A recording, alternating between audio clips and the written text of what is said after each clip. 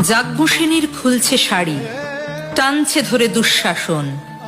দায় ছিল যার গর্জে ওঠার, নিচু মাথায় সে 5 জন। দুর্যোধনের নগ্ন উরু, ইঙ্গিতে তার ধর্ষকাম। হস্তিনাপুর দেখছে বসে, ধ্বস্ত হতে তার সুনাম। অন্ধ রাজা সিংহাসনে, আর তো চেঁচান বৌমা তার। নিজের দলের নির্যাতনে সব রাজা হন নির্বিকার। কর্ণ বসে হাসছে হা হা, রাজার দলের লোক তো সে।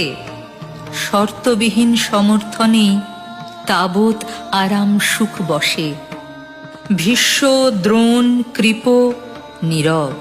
সরকারি লোক হাজার হোক, রাজার কথাই তোমার কথা। তুমি যখন রাজার লোক।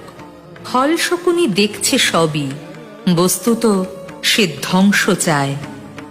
ঘরের মাটি লাল হয়ে যাক দেশ বিভাগের যন্ত্রণায়।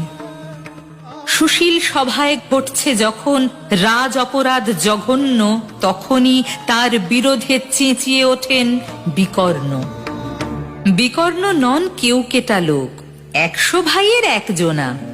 তেমন করে এর আগে কেউ তার কথাটাই জানতো না।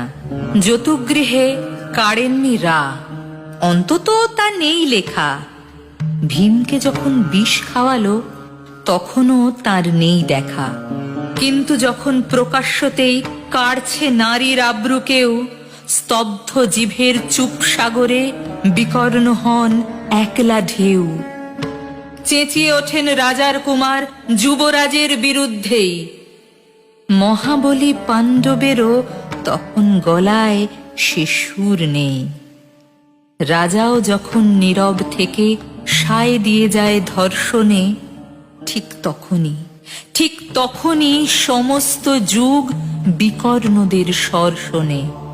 আমরা যারা কিচ্ছুটি নই, একটি মোটে ভোট কেবল, অত্যাচারের সামনে এলে সঙ্গী শুধু চোখের জল। পোষ্যভাবে যাবনা চেবাই, অন্ধ এবং নিকর্ণ। প্রার্থনা থাক আমরা যেন একবার হই বিকর্ণ। প্রার্থনা থাক আমরা যেন একবার হই বিকর্ণ।